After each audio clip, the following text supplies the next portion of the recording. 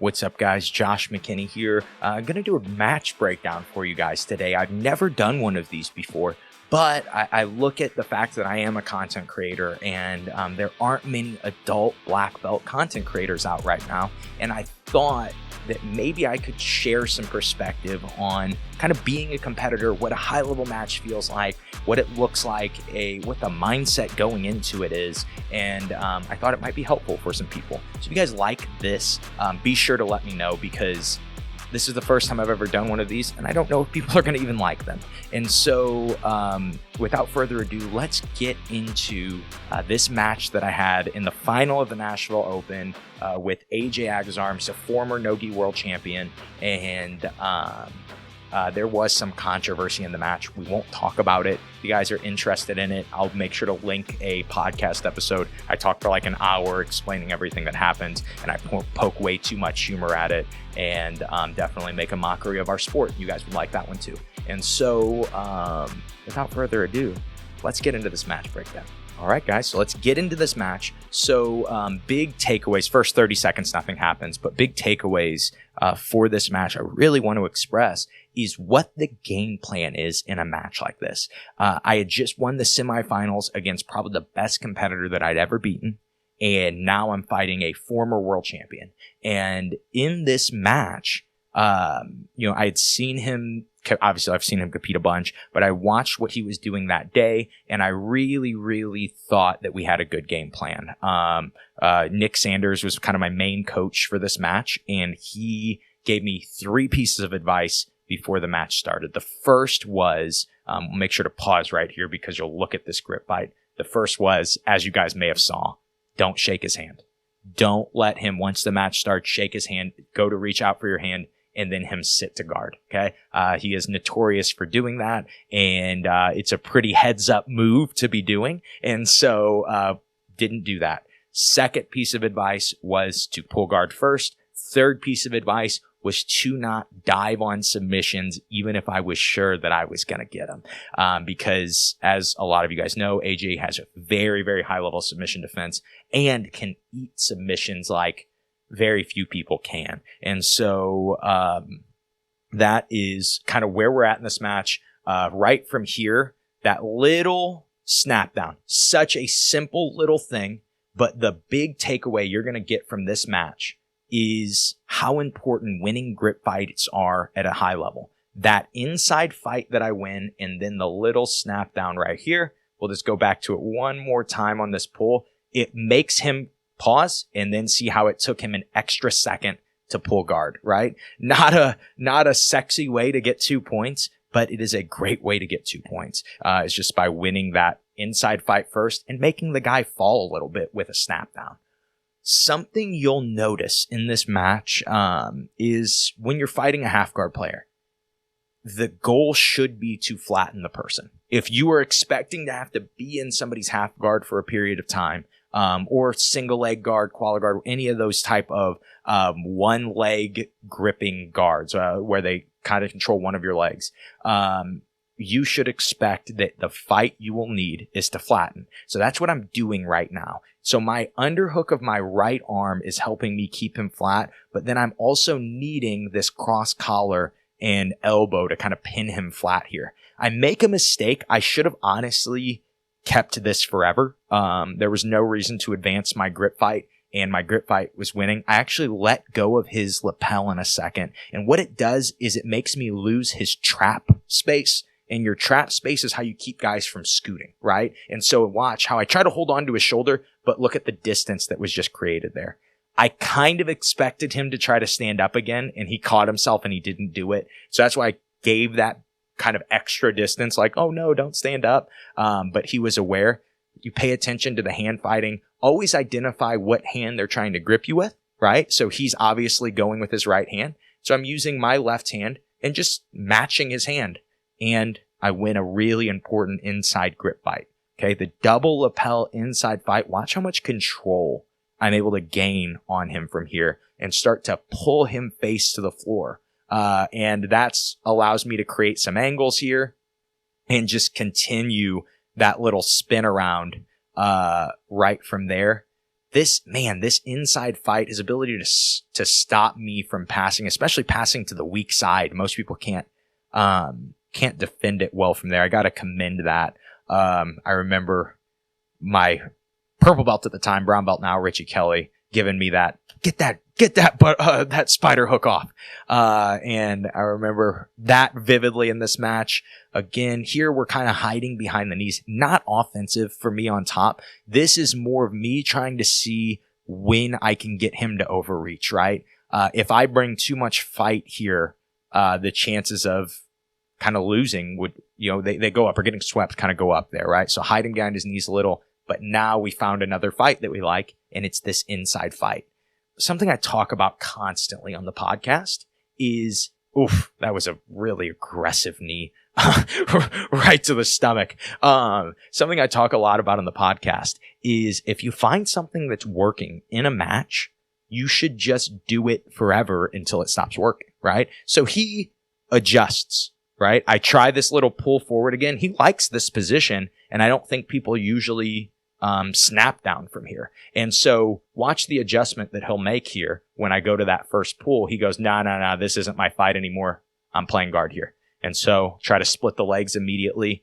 In this leg split, obviously we're looking knee cut because he chose knee cut. And I'll point out what that means later on. But from here, pancake flat, trying to flatten him. Remember, that is what we do when we fight half guard players, is we try to keep them flat. But what is flat? Is it both shoulders? No. I don't keep him flat here. Notice both shoulders and both butt cheeks are flat. This is why he's able to move me out of this position. I have his shoulders on the mat, but his butt is off the mat, right? And so it's going to be very hard for me. I switch to this armbar position. I would lose points if I don't do this exit from here. He did a good job coming up. Little push here. Luckily, he falls out of bounds there. I think luckily for both of us, we might have both wanted that little bit of stoppage. Let's skip ahead. And we're back in our fight. Again, we're back in this disconnected fight. And now, look, the hand fighting switched there, right? So that left hand is starting to engage me. So now you see me fighting with both hands and not just walking to that left side and trying to beat his right hand, my left side, and beat his right hand. So now from here, legs are split again. Go to that back step, try to get this inside space. Don't get an advantage for that. It's a close one. Maybe I'm wrong. Thought that might have been one. So again, remember, we talked about how he chose knee cut last time. So watch in this fight. I'm going to start to win an underhook from here. Be right from here. My job, if you guys follow me on any social media at all, you hear me constantly talking about chest over chest. My job is to get close here, okay? And until I beat his feet, I cannot get close. So let's say that this foot comes off over my hip. What I would do is I would start to knee cut, right? But I have two options. It's not just knee cut. And that back step worked earlier. And so right from here, look, I beat this foot. And so that means that he is not controlling my distance on this side. And what do? I force chest over chest here and start to try to win this fight. It's honestly a pretty good grip fight from him too, in this kind of single leg position. I had expected to have to fight the single. I almost think I might have accepted letting him start to get into the single because I was so prepared to fight it and to see like, all right, this guy wrestled in college. He's supposed to be one of the better wrestlers in Jiu-Jitsu. And so there was a little mentally there of like, let's see if you can single leg me, buddy. And from here, staying over the head. What a simple thing, right? Keeping your head and your hips higher than theirs. And how I was doing it is taking my head and covering his head. And so what happened was he wasn't able to get tall. And he felt that, and so he reestablishes and goes, okay, well, I'll fall back and I'll just do this again with an even stronger grip. And so for me, you pay attention, same exact idea is I will not let his head come up. He can do anything else. I'm starting to lose some of the control battle here. And so I have to choose what's most important. And being on top is most important when somebody's trying to single leg you, right? And so from here, staying over his head. I also use something we call the pinch. It's just control of the armpit in the trap and how you do it. And so I eventually hit him with the pinch. I think right arm goes into his armpit, and I'll use my right hip. And I'm literally just pinching his armpit and trap together.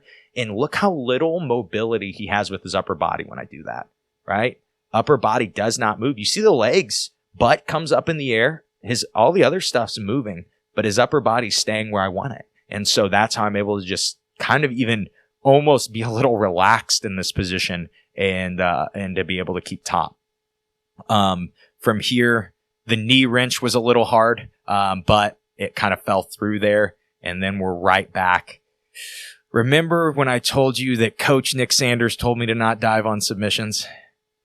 I swore I had this one, guys. Look, this little back leg drops him back. Oh, I thought I had it. I should have went across to his armpit. Honestly, I shouldn't have went for that at all. Should have just stayed on top and put pressure. There was no need to have the rest of this fight that I end up having to have.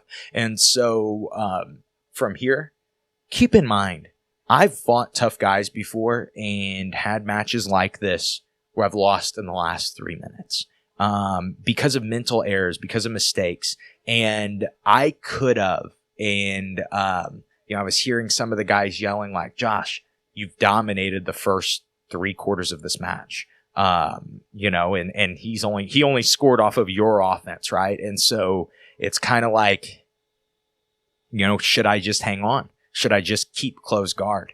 But I've competed enough times, and I think I've gone to like 8 refs decisions, and I think I've lost 8 refs decisions. And so I ain't about it. I'm not about to fight another ref's decision.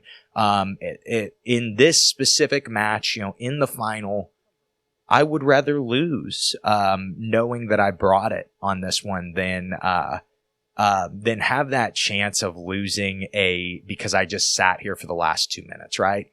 Here, I will say this is the only time that I think he out-grip fights me. If you notice that I had that cross sleeve grip and he gets it behind my knee and it basically makes it useless. And I should have addressed it earlier.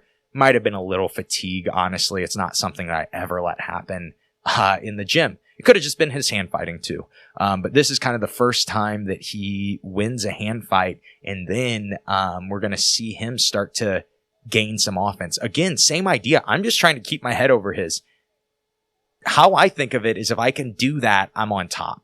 But then when he gets my hips over my own head, like I am now, I can't get on top. It's going to be very, very hard. I need to play upper body guard. And so I know soon I get a look at an omoplata or triangle. So if you pay attention to his right arm, you'll see my foot right there. Okay. And I saw this and I had the thought of, oh, there's a triangle here. You're going to find it, okay? And I remember that thought. The encouraging words that my students are yelling, I might funnel in a little of the sound right here, but the encouraging things my students are yelling right now, I still can hear when I think about. But it was just very much like, you're going to win this. And so right from here, I start to go, oh, he's not paying attention. He's going to lose this elbow-knee space. So all I'm paying attention to is elbow-knee space on his right elbow, right knee connection. And when I start, it's hard to see from this angle.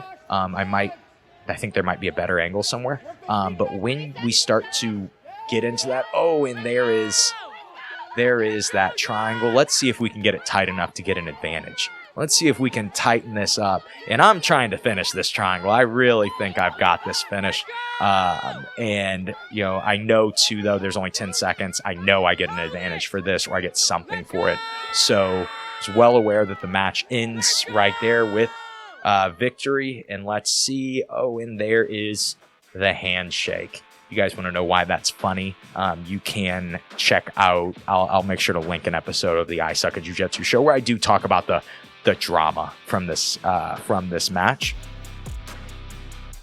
But that's all I have for you guys. If you guys liked this, like I said, give me a comment. Let me know that you guys enjoyed this, or just like it if you don't feel like talking to me. But just give me something to let you guys know, or let me know that you guys enjoyed how I break down match footage. If it's something that's interesting to people, I will continue to do it. And I have all kinds of matches. I've never broken down matches, and I've competed a lot. And so I have all kinds of matches we could go over and look at all kinds of different stuff. Or I could break down other high-level competitors' matches, and there are all kinds of different options with it. But if you guys liked this format, be sure to let me know. Obviously, if you guys are subscribing to the channel, you know that we have been focused on putting out content. I've been putting out all kinds of my ideas on chest over chest. We've been doing all kinds of different vlogs. We've been really consistent on the podcast. So we are really trying to grow our YouTube channel specifically. And the best way I can know what you guys want is if you actually tell me.